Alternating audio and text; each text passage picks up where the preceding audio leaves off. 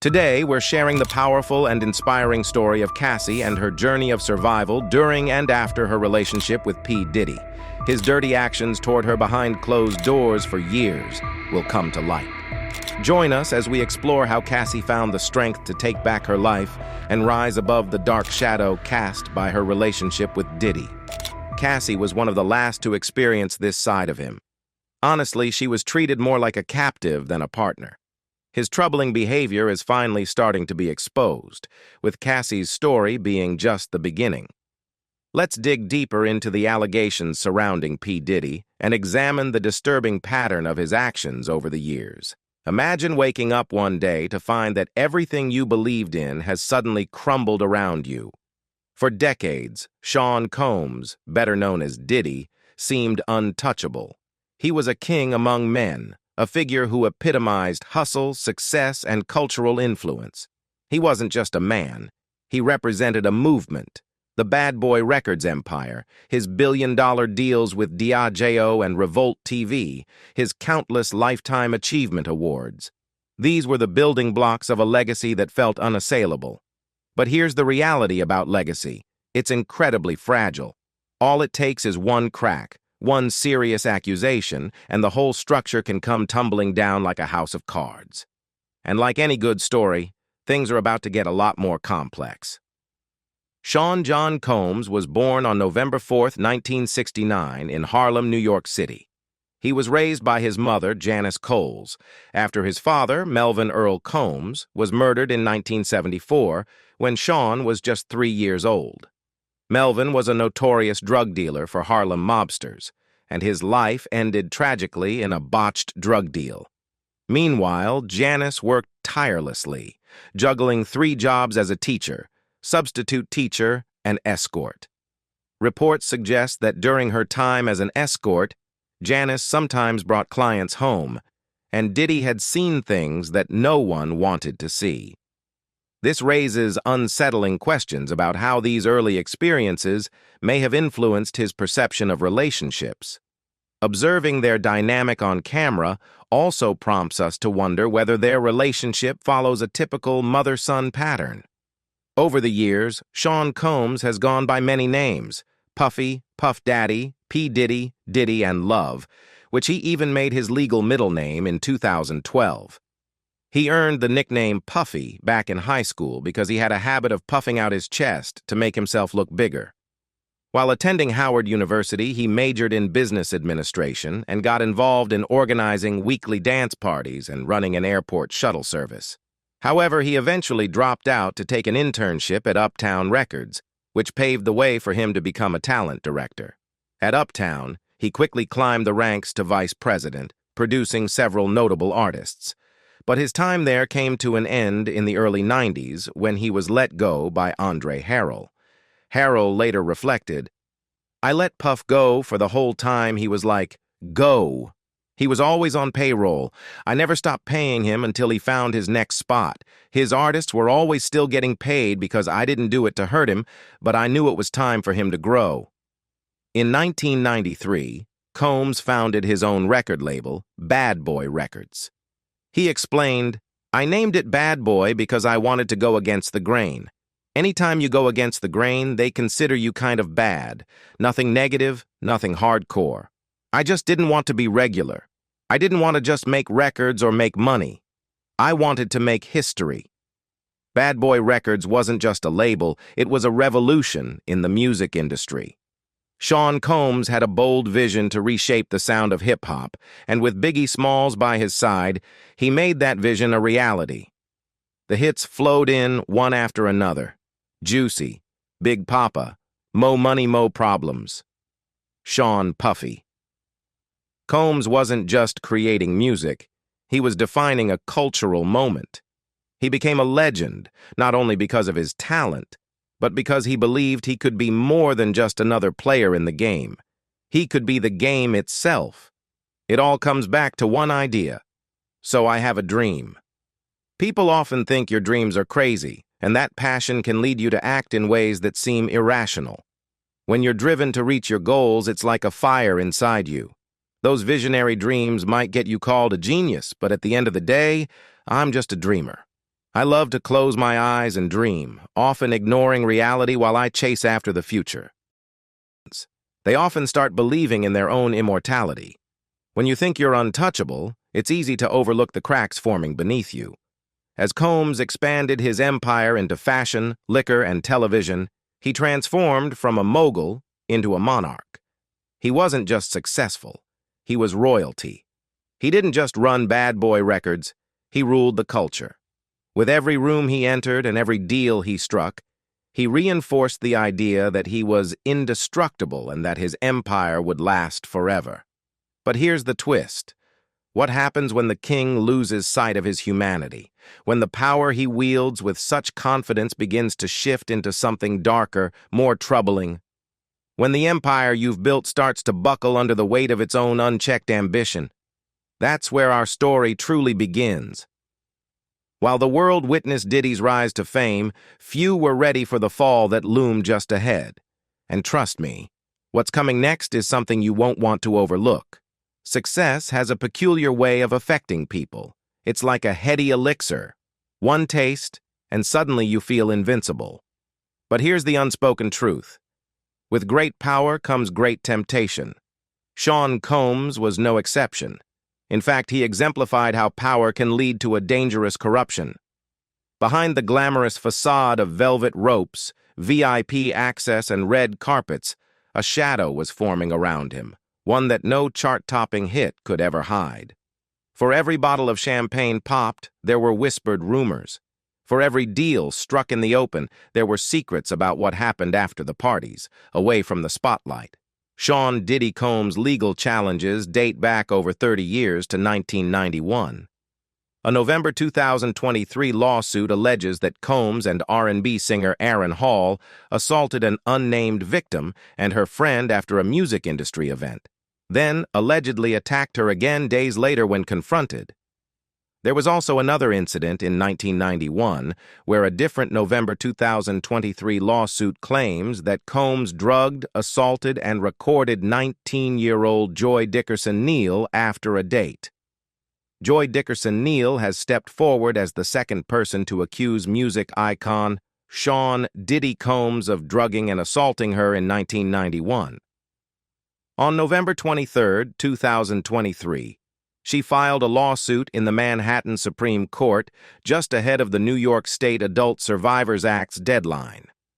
In addition to the serious allegations of assault, she claims that Diddy engaged in revenge porn by sharing explicit footage of her with others in the music industry. Dickerson-Neal asserts that the dissemination of this video has taken a heavy toll on her health, reputation, and career opportunities. Her lawsuit follows a similar legal action taken by Cassie Ventura, which we will discuss later. Born in 1970 in New York, Joy was raised by her mother after her father passed away when she was just 6 months old. She credits her mother with instilling strong moral values in her. In 1987, she enrolled at Syracuse University, majoring in psychology. To support herself through school, she worked as a server at Wells Restaurant in Harlem, later taking on a role as a receptionist at the talent agency Apple One. Additionally, she served as an assistant for DJ Funkmaster Flex's company and worked as a location scout for cameraman Gary Brewer, helping to create music videos for Grammy-winning artists like A Tribe Called Quest and more. Joy's lawsuit recounts a distressing narrative of assault, humiliation, and emotional trauma allegedly inflicted by Sean Diddy Combs. At the time, they moved in the same social circles and had collaborated on the music video for Straight from the Soul by Finesse and Seuss. Although she initially resisted his advances due to rumors about his misogynistic behavior, she eventually agreed to have dinner with him. On November 3, 1991, Joy alleges that Combs drugged her drink while she was in the restroom at Wells Restaurant in Harlem. She claims he then took her to a recording studio and later to his home, where she was assaulted, resulting in severe pelvic pain. Traumatized by her experience, Joy chose not to seek medical help or report the incident to the authorities, a response that many survivors of sexual assault often face, Research indicates that approximately 63% of victims never file a report, as noted in her lawsuit. She retreated into isolation at home, confiding only in her best friend when she felt safe enough to share her story. Joy's lawsuit reveals striking similarities to the allegations made by Cassie Ventura against Sean Diddy Combs, suggesting a troubling pattern of gender-based violence.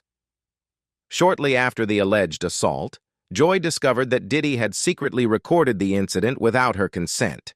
She claims that a mutual friend, Devontae Swing, informed her that Diddy had shown him the tape, insisting that others had seen it too. Although Devontae wanted to confront Diddy, he refrained due to concerns about losing Joy's record deal, as Diddy was their boss at the time.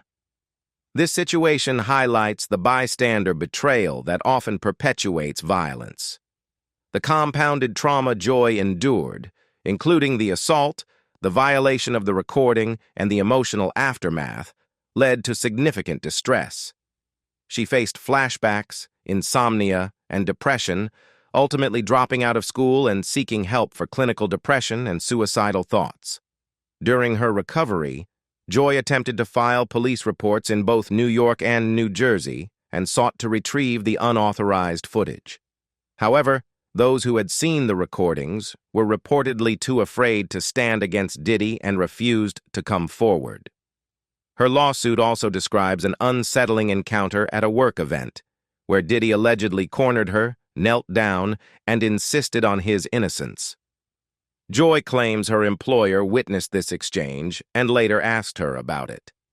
The unfortunate reality at the time was that Diddy's connections and influence made it difficult for her voice to carry weight. By 1991, with the launch of Bad Boy Records, Combs had ascended to a whole new level of fame and success. When you're pulling in the kind of money that Bad Boy was making, there's a reluctance to disrupt the status quo, not from the executives, the lawyers, or even the artists. The brand had become larger than the individuals involved. Diddy was the mastermind behind it all, orchestrating everything to ensure his empire remained solid, at least for a time. But the truth can only be hidden for so long before it starts to emerge, and when it does, it has the power to transform everything. Regarding Kim Lampros, court documents reveal that during an event in 1995, Combs allegedly assaulted her. Lampros described how he forced himself on her, kissing her against her will. Lampros claimed that there were 3 additional incidents of unwanted sexual contact in 1995, 1996, and late 2000. The last incident occurred while Combs was in a relationship with Jennifer Lopez, as noted in the court filings. Lampros also claimed that he recorded their encounter without her consent and attempted to share the footage. According to the documents, while attending a function, someone warned her then-boyfriend that he should think twice about their relationship because he had seen a video of her and Combs together. Lampros stated that she had no knowledge of being recorded. In 1996, just a year later, Combs was convicted of criminal mischief for threatening a photographer from the New York Post with a firearm, although he faced no charges related to Lampros's allegations. As the music industry basked in the bright lights of success, few noticed the shadows lurking behind Sean P. Diddy Combs, a man who had seemingly reached the pinnacle of fame and fortune. Enveloped in a cocoon of power, he felt untouchable, dismissing the concerns of those who warned him of his reckless behavior. They spoke of his lack of control, but the heights of his achievements and the unresolved struggles of his past only served to inflate his ego. The ghosts of his childhood loomed larger, weaving into his adult life and leaving a path of turmoil in their wake. Just a year after Combs was convicted of criminal mischief for threatening a photographer, tragedy struck in 1997. The drive-by shooting that claimed the life of Christopher Wallace, famously known as the Notorious B.I.G., sent shockwaves through the music world. At just 24, Wallace's murder left a significant void in hip-hop culture, and many speculated that it was intertwined with the turbulent circumstances surrounding Combs. Los Angeles became the backdrop for this tragedy, marking the end of an era while simultaneously ushering in a new chapter for Combs, one defined by controversy and excess. By 1998, Combs's extravagant lifestyle soared to new heights with the launch of his now infamous all-white parties in the Hamptons. These exclusive gatherings became legendary, drawing a mix of music industry elites, actors, real estate magnates, and even sports team owners. They epitomized Combs's elevated status, a world where he reigned supreme, and the rules of everyday life seemed irrelevant. However, the secrecy and indulgence of these parties would eventually come back to haunt him, becoming central to a federal indictment that would unfold on September 16th, an event that would be infamously dubbed freak-offs. Through it all, P. Diddy moved with an air of invincibility, believing he could walk over anyone who dared to stand in his way. However, the cracks in that carefully crafted image began to surface early on.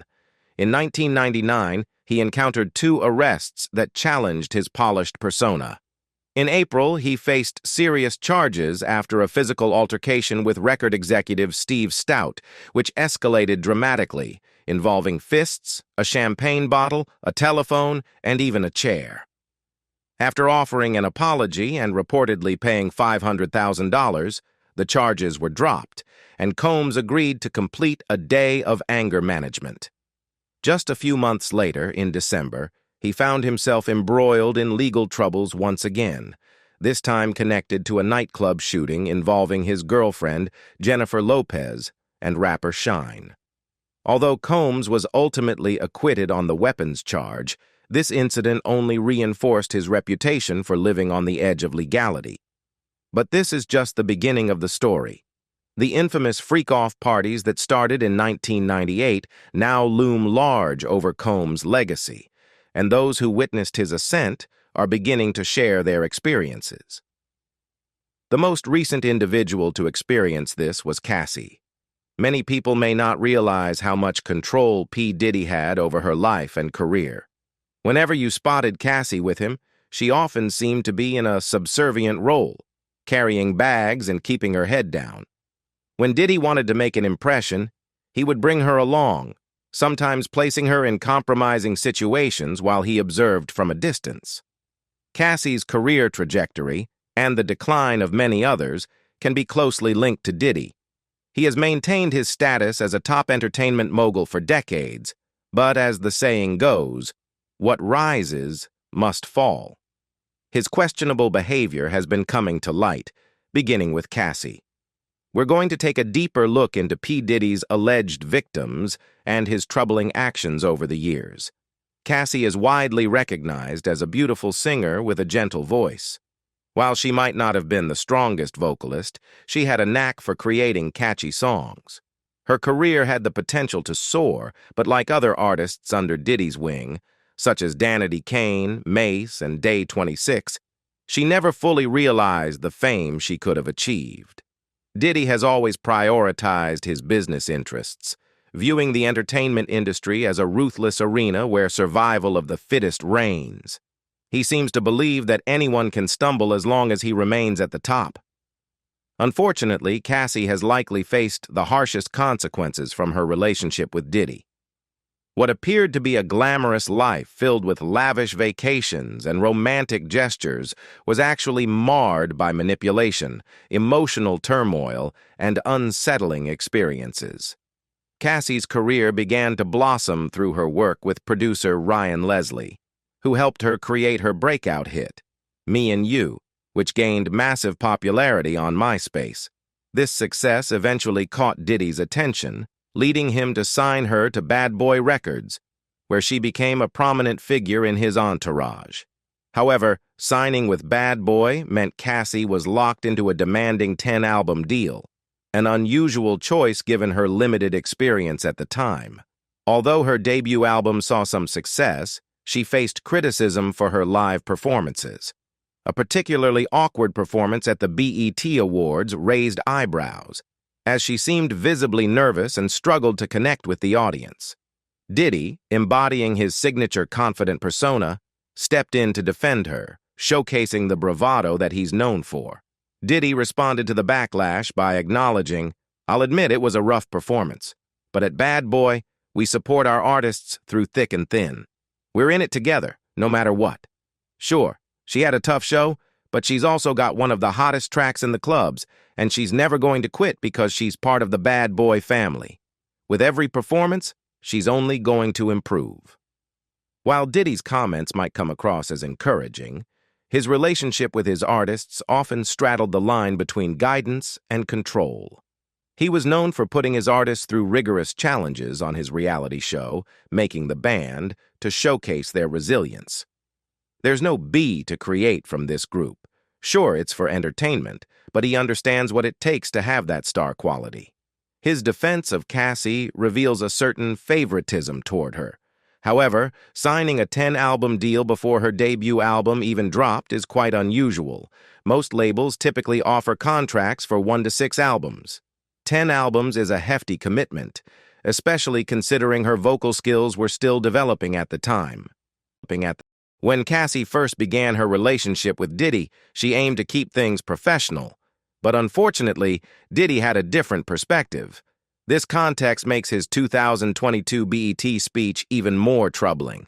During his speech, he expressed gratitude, saying, "I've got to give a special thank you to those who were really there for me. Bishop T.D. Jakes, my Chief of Staff, Christina Cum." Applause. KK Lorianne Gibson, keeping me grounded, yeah. And also to Cassie, for holding me down during the tough times. Love. Cassie's experience during her more than 10-year relationship with Diddy became quite challenging for her, something she never intended. When they met, Cassie was just 19, while Diddy was 37. Initially, she was put off by the significant age difference, but believed Diddy was genuinely trying to help her. At first, he presented himself as supportive, publicly defending her and praising her talent as an emerging artist. Having moved to New York at 18 without her family to guide her, Cassie viewed Diddy as someone she could trust. As she sought to launch her career, this relationship seemed like a valuable opportunity. In court documents, Cassie recounts a night when she ended up in the hospital for unknown reasons. After her discharge, she was well enough to head out to a club with friends. However, Diddy insisted she go home to take care of herself again. With no family around during this new chapter in her life, Cassie interpreted his concern as protective rather than controlling, a perspective many young and impressionable women might share. Diddy often presented himself to Cassie as someone driven by ambition and the pursuit of wealth and success. He leveraged his celebrity status and financial power to assure her that by staying close to him, she could share in that same success. At the beginning of her time with Bad Boy, Cassie was actually in a relationship with her producer, Ryan Leslie, which Diddy was aware of. Meanwhile, he was involved with Kim Porter, a relationship that has been characterized as tumultuous. Kim was quite private and rarely spoke publicly about their issues, but there are numerous speculations about the difficulties they faced. Despite his commitment to Kim, Diddy exhibited controlling behavior toward Cassie. He seemed to be drawn to what he couldn't possess, exerting his influence over her by allegedly keeping her boyfriend at bay, enforcing physical affection, and encouraging her to take pills so they could share altered experiences together. One of the first signs Cassie recognized of his overstepping occurred in 2007. Diddy orchestrated a fake booking gig in Miami through a promoter, creating an opportunity for her to leave her boyfriend and spend time with him instead. Realizing his persistence, she felt uneasy about rejecting his invitation, fearing it might have repercussions for her career. He introduced her to various substances and, over time, was able to manipulate the situation to become intimate with her within the first few years at Bad Boy. Cassie found herself drawn into Diddy's world, and their relationship raised eyebrows, especially given their age difference. Many wondered why a mature man would pursue a young woman. Their dynamic was steeped in power and ego, a reflection of Diddy's self-centered nature. He has maintained a prominent position in the industry since the 90s, benefiting from a mix of luck and influence, regardless of how he achieved it. Diddy thrived on a dominant power dynamic, using his status to control Cassie, often by manipulating her aspirations and presenting her career potential as something she could only access by staying close to him. Cassie observed how everyone around Diddy seemed to conform to his rules. His word was law, no matter the situation. He frequently leveraged his wealth to intimidate her, providing for her lifestyle and showering her with luxury items. This scenario reflects a common theme in today's get-the-bag culture, where receiving designer clothes, shoes, and cars is equated with success. It's not uncommon to see individuals flaunting extravagant lifestyles on social media without any visible means of employment. As an observer, it's easy to wonder how some people maintain their glamorous lifestyles, often without realizing they might be involved in behind-the-scenes activities they wouldn't openly discuss. This dynamic is evident in Diddy's relationship with Coercion, where he showers her with gifts and even created a show for her on his channel, Revolt TV. Coercion is the most candid about their relationship, showcasing the lifestyle Diddy provides while also hinting at some of the unconventional aspects of his preferences. For the average viewer, Cassie's life appeared luxurious, but it came at a significant price. Eventually, Diddy got her an apartment in Manhattan. While this may seem like a thoughtful gift, the apartment was conveniently located just a short walk from his own residence. When he presented it to her, he did so in front of her parents, which could be interpreted as a way to demonstrate to them his ability to provide for her. This situation is reminiscent of Kimora Lee Simmons, who began dating Russell Simmons at 17 while he was 35. Her parents were aware of the age gap, yet they overlooked it because of Russell's wealth and connections. Similarly, Cassie's parents expressed pride in her success, allowing her to navigate her relationship with Diddy without questioning the underlying power dynamics. Cassie's music career struggled to gain traction. Although she released singles here and there, they were mostly to generate some buzz rather than meaningful progress. Over time, many began to see her primarily as Diddy's girlfriend and a glamorous accessory. Cassie likely felt this shift as well.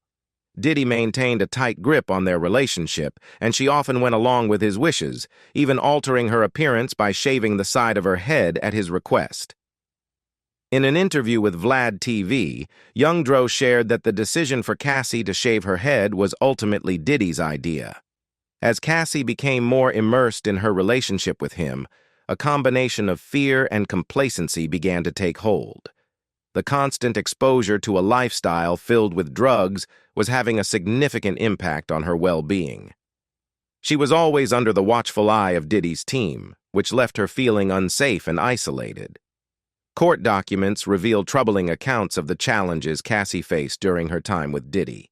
She recounted instances of physical harm, mentioning that he would often strike her and then send her to hotels or apartments to heal before she could face the world again.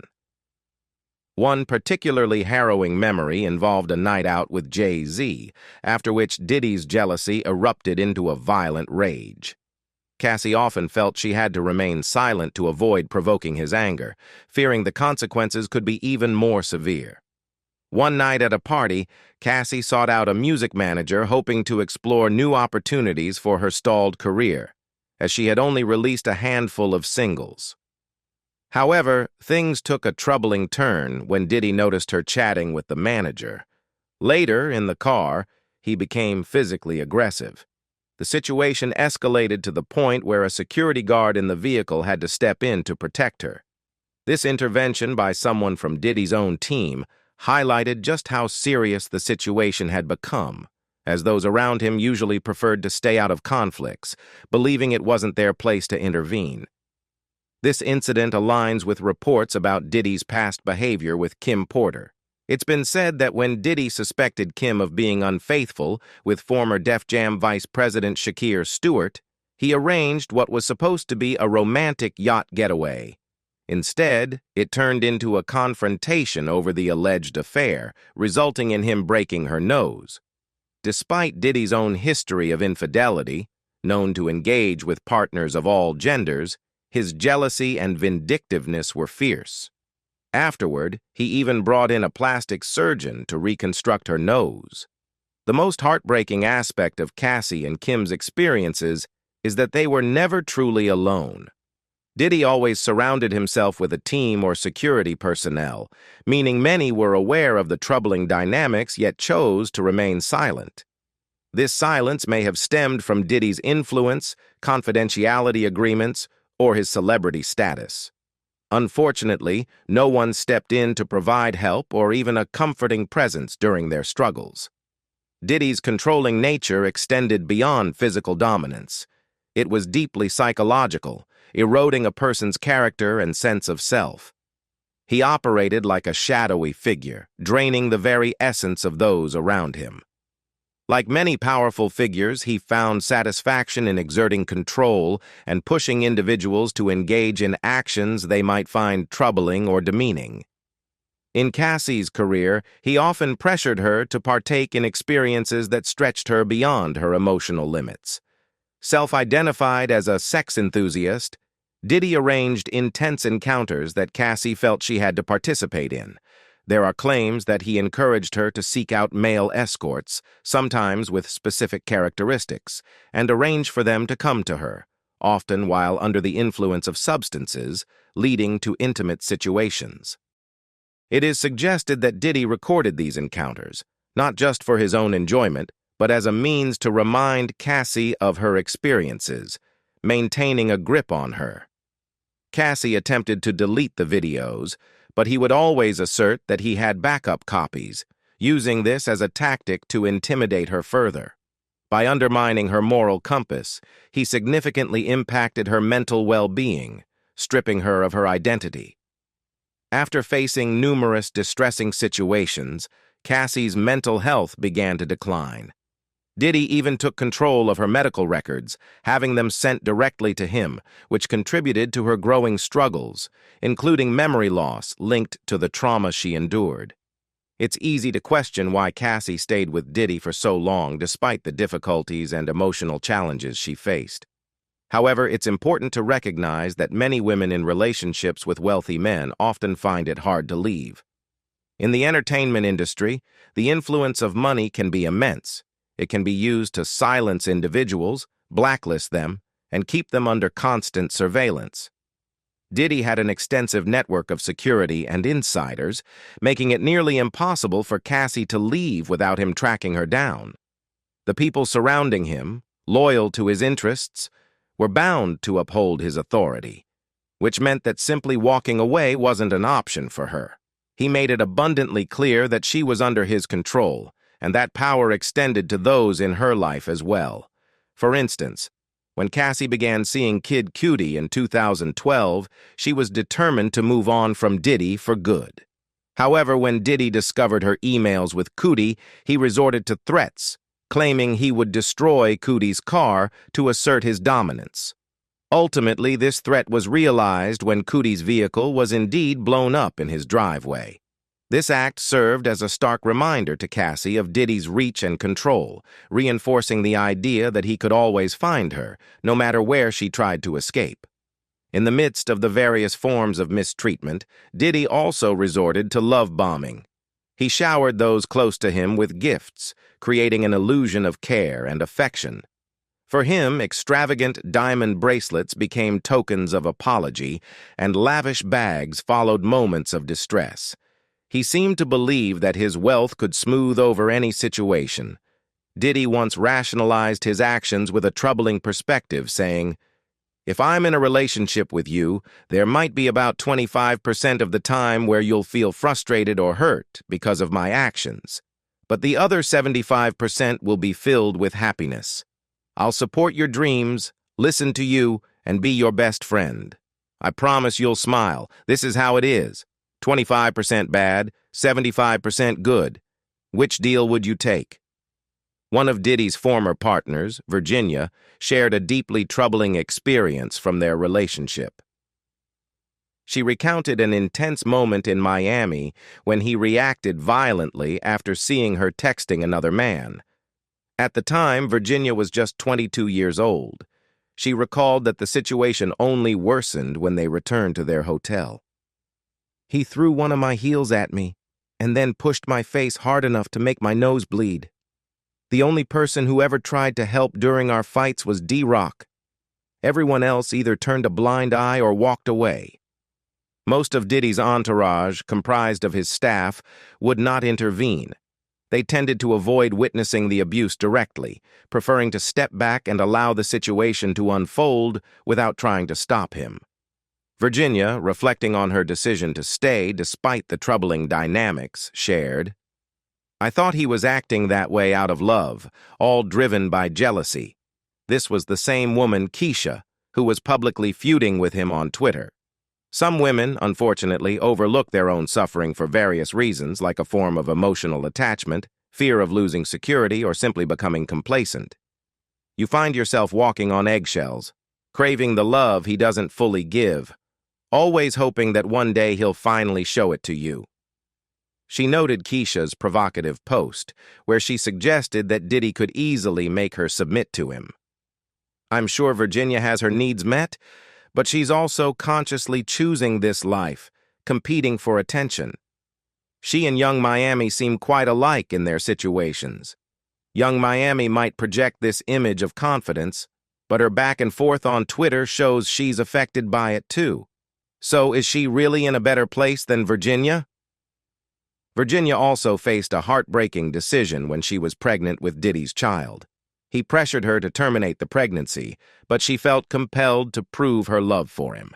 Diddy's manipulative behavior kept her in a constant state of confusion, using hot and cold tactics that left her feeling trapped and unsure. Diddy's story is undeniably complex, revealing a troubling pattern of torment and disregard for those around him, particularly in his relationships. The final turning point came for Cassie in 2018 when she met Diddy for dinner. Following their meal, she felt that he crossed a line. This unsettling experience marked the moment she decided she could no longer endure the turmoil. Cassie recognized that the luxury items, the cars, and the designer clothes paled in comparison to the years of emotional struggle she had faced. She was ready to move on and reclaim her life. Cassie eventually found a new chapter in her life with her personal trainer, Alex Fine, a man Diddy had actually hired for her. Their relationship progressed rapidly, leading to marriage and the arrival of children within just a year. With Alex, Cassie discovered a sense of safety and openness, feeling comfortable sharing the challenges she faced during her time with Diddy. He provided a nurturing environment, supporting her both privately and publicly, even standing up for her online when Diddy made veiled comments. While Diddy seemed to remain quiet about Alex's remarks, it's clear that he had his own struggles behind the scenes. Diddy was likely aware that his time with Cassie had come to an end, and although he let her go, his controlling tendencies lingered in a more mental sense. Recently, Diddy has faced significant challenges, having alienated many throughout his lengthy career. With Cassie's lawsuit seeking $30 million, it's unlikely he'll be able to exert the same influence over her as he did with Kim Porter, especially considering the troubling circumstances surrounding Kim's passing. Cassie is determined not to face a similar fate. Diddy seems to be facing a significant lack of allies and support these days. His era as P. Diddy, Puff Daddy, and Mr. Brother Love appears to be fading, and this lawsuit is starting to uncover some troubling truths about him, with more revelations likely on the horizon. He is currently experiencing a downward spiral that could transform his image from one of hip-hop's most respected figures into someone with a deeply tarnished reputation. This shift may ultimately bring justice to those he has wronged throughout his career,